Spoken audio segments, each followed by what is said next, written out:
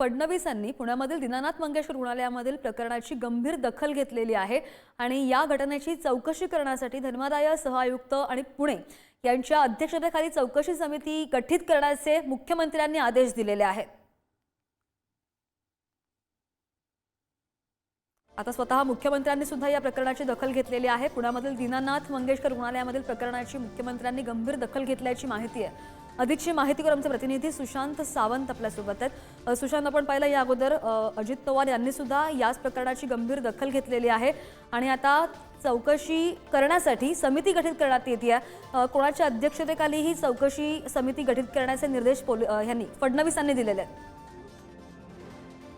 आपण जर बघितलं असेल तर काल जी घटना घडली त्याचे पडसाद आता सगळीकडे उमटू लागले आहेत, रोष व्यक्त केला जातोय आणि याचीच दखल आता राज्याचे मुख्यमंत्री यांनी घेतलेली आहे।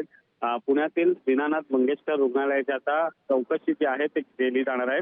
या घटनेची चौकशी करण्यासाठी धर्मादाय आयुक्तांसह पुणे यांच्या अध्यक्षतेखाली ही चौकशी समिती गठीत करण्याचे आदेश त्यांनी दिलेले आहेत। यामध्ये आपण जर बघितलं असेल तर या चौकशी समितीत उपसचिव यमुना जाधव असतील, सहकक्ष प्रमुख तथा कक्ष अधिकारी धर्मादाय रुग्णालय मदत कक्ष जे आहेत त्याचे मुख्यमंत्री सचिवालय यांचे प्रतिनिधी, त्यामध्ये सर जे रुग्णालयाचे समूह आणि मुंबई अधीक्षक हे सदस्य असतील, तर विधी व न्याय विभागाचे उपसचिव अवर सचिव हे या चौकशी समितीचे सदस्य असणार आहेत।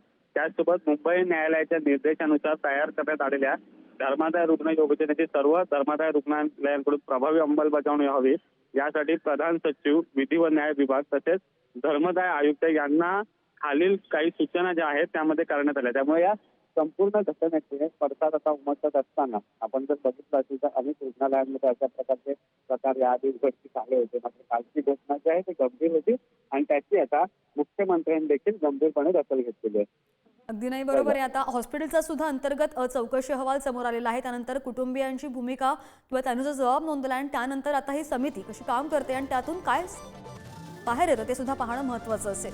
धन्यवाद सुशांत।